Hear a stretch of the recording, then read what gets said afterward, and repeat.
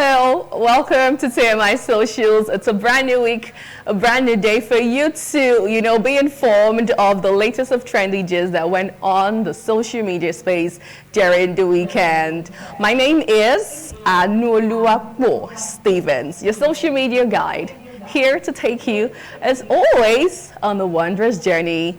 Now, the first story I have for you this morning is from the Minister of the Federal Capital Territory, Nyesom Wike, as he said yesterday that the alliances with his political camp, his political camp has formed, for the 2027 elections, it's going to be a walk in the park for them. That's what he says. And now the minister spoke of his readiness for the 2027 elections during a Thanksgiving service by Senator Baradina in Koroma, Thai local government area of Rivers State yesterday.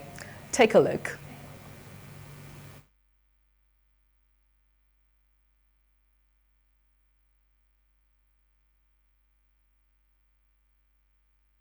With the forces we have, I don't know of anybody who will challenge us.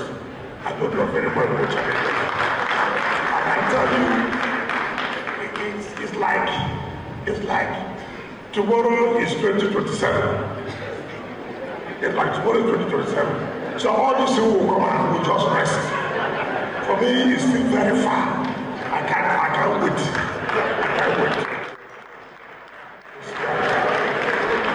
The two leadership of the party now, APC is here, PDP is where can you find that unity? Which state? It's only in Rivers where you can find that unity. Now let's see your reactions online. This user says, this man is talking of 2027 when people are dying of hunger in their 9 months in office. These people have lost human consciousness. That's what Big Trees is saying. And now Stanley has this to say. This is why they have nothing to do for the masses, because all they want is power. No vision, nothing. Already setting up cabals for the next election and not cabals to better this country. I whip, Stanley says. Another reaction. This one says, for a life that can be shut down at any time, you brag too much. And Princess Vera, still on social, says, 2027 is these people versus the youth. No more distractions. We must remove tribalism and everything that distracts us and show these people that we have the power and not them. This is a challenge to the youth and every Nigerian. On your mandate we shall stand indeed. Now moving over to the second story. The presidency and the former vice president Atiku Abubakar yesterday clashed over the economic policies of the Tinubu administration. The presidency faulted Atiku's criticism of President Bola Tinubu's handling of the foreign exchange crisis, accusing him of spreading lies about his policies without offering alternative approaches. Atiku had shaded the president, claiming that he hurriedly initiated his foreign exchange management policy without proper plans and consultation. Now let's have the tweets that was tweeted yesterday precisely on X. So Atiku said, at a meeting called at his instance on Thursday to address the foreign exchange crisis and the problem of economic downturn, among others, Bola Tinubu failed yet again to showcase any concrete policy steps that his administration is taking to contain the crisis of currency fluctuation and poverty that face the country. Rather, he told the country and experts who have been offering ideas on how to resolve the crisis that he and his team should not be distracted and allowed time to continue cooking their cocktail that has brought untold hardship to the people of Nigeria. I don't agree with that. He further went ahead to say the wrong policies of the Tinubu administration continue to cause untold pain and distress on the economy, and the rest of us cannot keep quiet when clearly the government has demonstrated sufficient poverty of ideas to the masses. If we could have another, side of this particular tweet. And then it also went ahead to say, after a careful assessment of the state of our economy at the twilight of the last administration, I knew fully well that the economy of the country was heading for the ditch and came up with a number of policy prescriptions that would rescue the country from getting into the mess that we are currently in.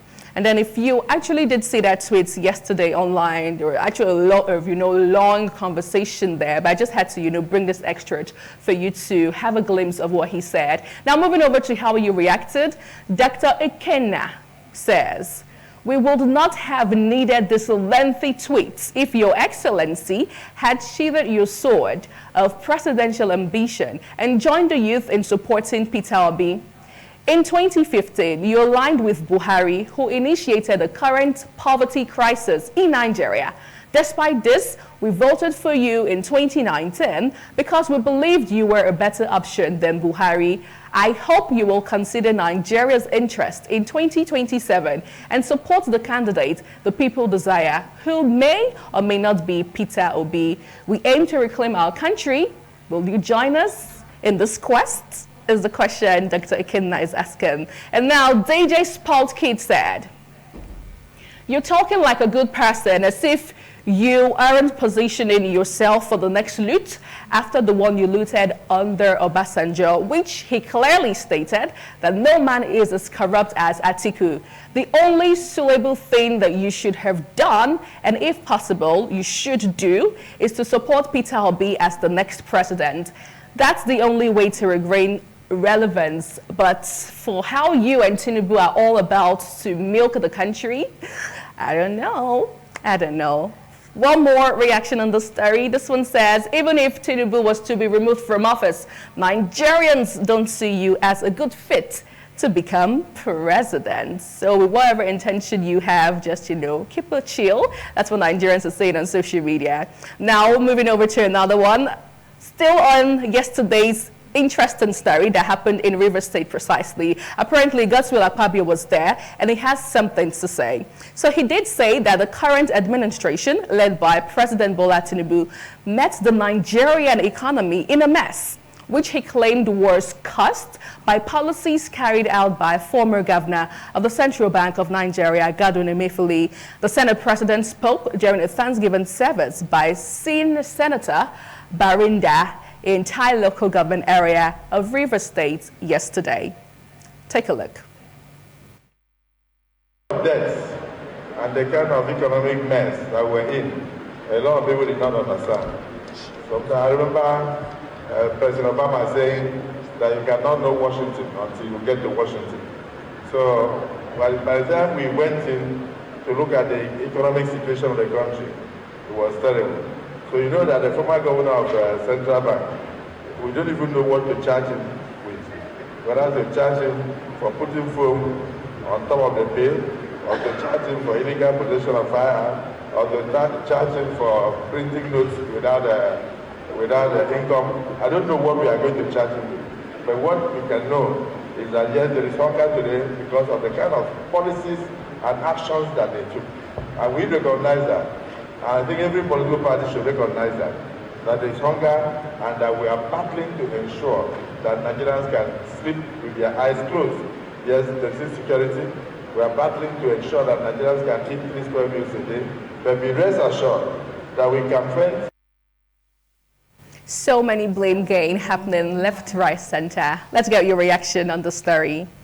This one says, so far they have blamed Japa people, Buhari government, women, CBN governor, social media for the economic hardship. Soon they would blame the hen and the goats.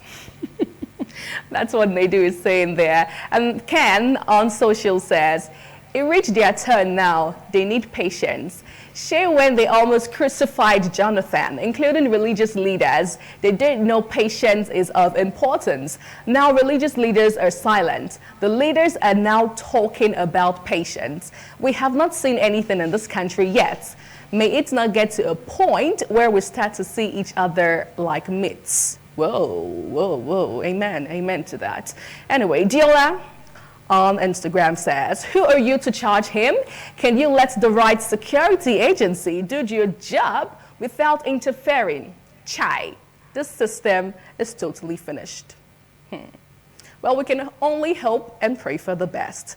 Now, speaking about prayers and hoping, the Minister of State for Defense, Bello Matawale, has said making unwarranted and unguarded statements against President Bola Tinubu's government over insecurity and rising food prices will have consequences. In a statement issued at the weekend by the Director of Press, Ministry of Defense, Mr. Hansha, the minister noted that Tinubu was on top of the situation in the country. Let's get your thoughts on this one. Emeka says, in a sane society, that man would have resigned over the unnecessary and incessant killing of Nigerians by terrorists and bandits. Maybe I should send him the insensitive and unwarranted things Tinubu said about Jonathan. Okay, social media never forgets. Moving over to another one. Footies says, Defense Minister cannot successfully defend the country, but can threaten its citizens and their civil rights. Well done, sir. And files the bad guy's voice. Well done, sir. Slim Boy Way says, we have allowed too many things slide in this country. Indeed. Indeed. Now, so over the weekend, it was, from one drama up until another. And with the current situation of things in the country as we speak, I saw a viral video of a man crying out after buying a morsel of pounded yam for 200 naira. Take a look.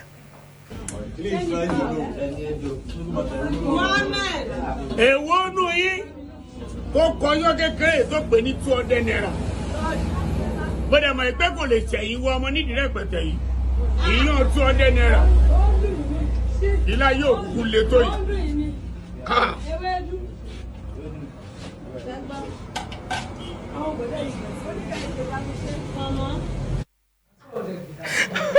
Oh my goodness. And it was how he swallowed that thing for me like once. Anyway, let's see how he reacted to this on a lighter note though. I am King Sen says, please sir, help us swallow all the problems of Nigeria. And Joe are begging. And then the other one says, this man can swallow someone's destiny though. I totally agree with you, girl. Okay, Kosi Chuku says, from the sound of his Yoruba, you can tell he voted for Tinubu. So, enjoy, sir. Whatever that means, really, whatever that means. Okay, that actually is on a lighter note, to talk about the brouhaha, the problem, the rising cost of food, and so many other things, cement and all of that happen in the country as we speak. Well, let me move over to you, Daniel Praise or Sadepame. What do you think about it? I know that was a nice one. A whole lot is really happening. Can you swallow, things like that? Normally in Nigeria, we get to call it swallow, so you have to swallow like. No, you won't blame the man. That rap is actually nothing to write home about. Yeah, but however, just take heart. The government has already said that they are on top of it, but I think we should get to a point where we shouldn't be on top of the situation again, because each time they tell us they're on top of the situation, it gets worse. So get all hands on deck and work. But just imagine the Senate President talking, speaking about the ills in the previous government. APC, blaming APC for the shortfalls of APC.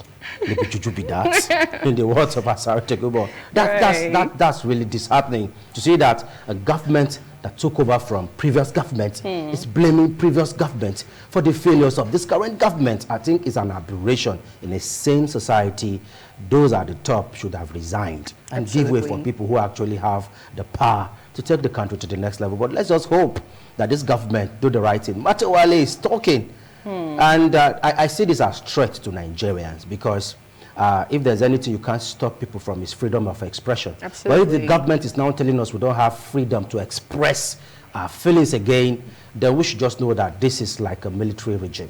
Because if you tell people not to talk about what they are going through, then how would they air their views? Matawale, you won't stop Nigerians from talking if the government doesn't do the right thing. And you know, there's also has been the conversation of regulating social media, and with all of that happening at this time, you know, you can never tell what will happen. It's like an indirect attack, I know, because they know the power of the media. I think part of what they said was a video that went viral where one young guy from the northern part of the country was speaking against the government.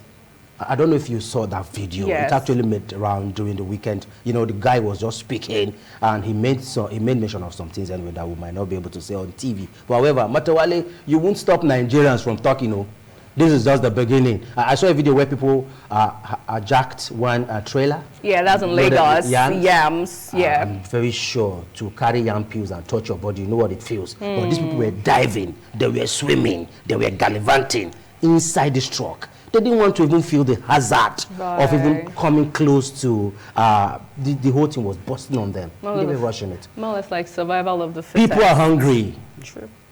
President Bola Tinubu, this is a clarion call. Nigerians are not smiling. Nigerians are hungry. You need to really wake up. People are suffering. People are dying. The economy is crumbling. Naira is skyrocketing every day. This government, you've not spent up to 1 year in office, and things are not really going well. I think the government needs to wake up at this point. Well, everyone, that's the size of our package. Thank you, Anu, for that insightful insight.